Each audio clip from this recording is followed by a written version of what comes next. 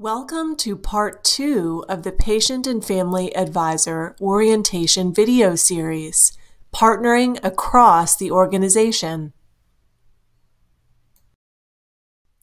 In this video, we'll look at some basic information about Patient and Family Advisory Councils.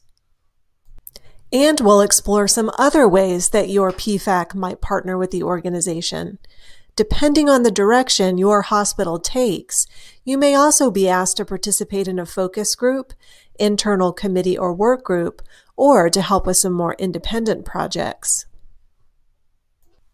Remember from video 1, we discussed that the role of a Patient and Family Advisor, or PFA, is to offer insights to staff and leaders in the organization, which in turn helps them to provide care and services that meet the needs of patients and family members. Now let's talk a little more about what you might expect as a PFA sitting on a Patient and Family Advisory Council. A Patient and Family Advisory Council is the most common model for partnership. A PFAC is a group made up of patients, caregivers, and members of the community serving as patient and family advisors, as well as a diverse group of staff members who work in different areas of the hospital. In some cases, leaders also participate in the PFAC and may help to run the meetings or just be present to hear the feedback from PFAs. The purpose of the PFAC is to bring patients and caregivers together with clinicians, leaders, and hospital staff so they can collaborate on program and policy decisions. Usually, PFAs are asked to give feedback on projects that staff members are working on. In some cases, the PFAC will initiate a project of its own. Projects will always be aligned with the organization's mission and vision. The PFAC is unique among other groups because the patient and family voice is front and center. PFAs share their stories, experiences, and feedback in a collaborative spirit so that staff and leaders can learn how to improve the patient experience. The role of staff members who sit on the PFAC is to listen to the feedback and to bring it back to the decision makers in the organization. Based on their knowledge of organizational priorities and budget, staff members will also help to guide the PFAC toward projects that will have the most impact. Patient and Family Advisory Councils typically hold meetings on a regular schedule. Your council may meet monthly, quarterly, or just a few times a year. Although most councils hold in-person meetings, some organizations hold meetings by phone or video conference to make them more accessible. Council meetings usually have an agenda that includes a presentation where a staff member is asking for feedback on a project. There may also be educational presentations to help you learn some of the inner workings of the hospital, and council business like reviewing meeting minutes and voting in new members. Over time, as the PFAC works together on different projects, ideas may emerge for members to partner in other ways. Let's take a look at a few of those now. A focus group is a way to partner that looks a little different from a PFAC. This group of patients and family members is brought together to share their opinions about a specific new product or service that the hospital wants to provide. The idea is that people who might want to use the product or service can learn about it and in some cases test it out. Then they share their likes and dislikes to help make the design better.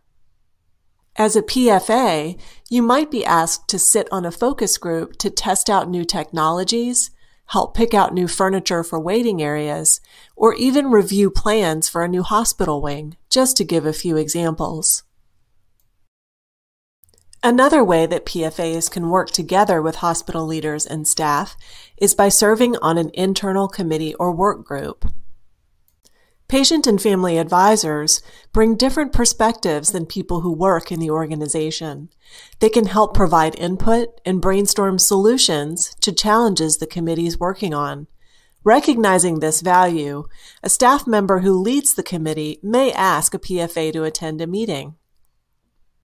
It's true that a lot of the work PFAs do involves sharing feedback and opinions in a meeting setting. However, some hospital staff might also ask PFAs to help with some special projects outside of the meeting room. One example is peer rounding, where PFAs visit patients in their hospital rooms or in waiting areas to find out about their experience. Usually, the PFA will have specific questions to ask about what's going well and what could be improved. Peer rounding can be helpful because many patients are more likely to share their honest thoughts and opinions with someone who's also been a patient than they are with a staff member. Another type of project that hospital staff may ask for PFAs to help with is secret shopping. When a PFA acts as a secret shopper, he or she watches the flow of people and interactions between them and takes notes. Secret shoppers can work in waiting rooms, at information desks, or in many other areas of the hospital. Usually, secret shoppers are looking at specific things, like how the registration process is working in a clinic, for example. Secret shopper projects are helpful to staff who want to know what goes on day to day in specific areas of the hospital, so they can learn more about what patients and families experience and possible areas for improvement. Storytelling is another way that some hospitals choose to partner with patients and families. A staff member may invite a patient and family advisor to tell a story about his or her experience so healthcare staff can learn from it. Healthcare professionals enjoy hearing stories from grateful patients and family members because it makes them feel appreciated and reminds them about what's most important in their work. PFAs might be invited to share their stories at orientation for new employees, at team meetings, or at other special events. Telling your story in one of these settings requires a lot of preparation and coaching from a staff member. We'll share some tips for telling your story in another video. Now that you know some of the different ways patients and caregivers can partner in an organization, let's talk about some keys to being a successful PFA. First, it's important to share your experiences in a constructive rather than a critical way so others can learn and work to develop solutions.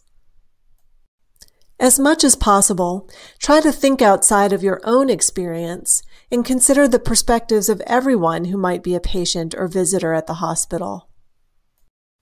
Also, when you're serving on a PFAC, it's helpful when you share your ideas about challenges that need to be addressed and help to brainstorm potential projects for the group to work on. And last but not least, be aware that it may take some time to see the results of your work and your ideas put into action. Oftentimes, new projects and ideas must go through leadership, budget, and regulatory approval processes that can take many months. The slow pace of change can be frustrating and may require some patience. You can ask staff members to provide periodic status updates to help keep everyone informed about progress. As you can see, your role as a PFA can have a far-reaching impact. Look to hospital leaders and staff to guide you toward the partnership opportunities that are most beneficial. Whether you're sitting on a patient and family advisory council or serving as a secret shopper, your work as a patient and family advisor is making a positive change in healthcare.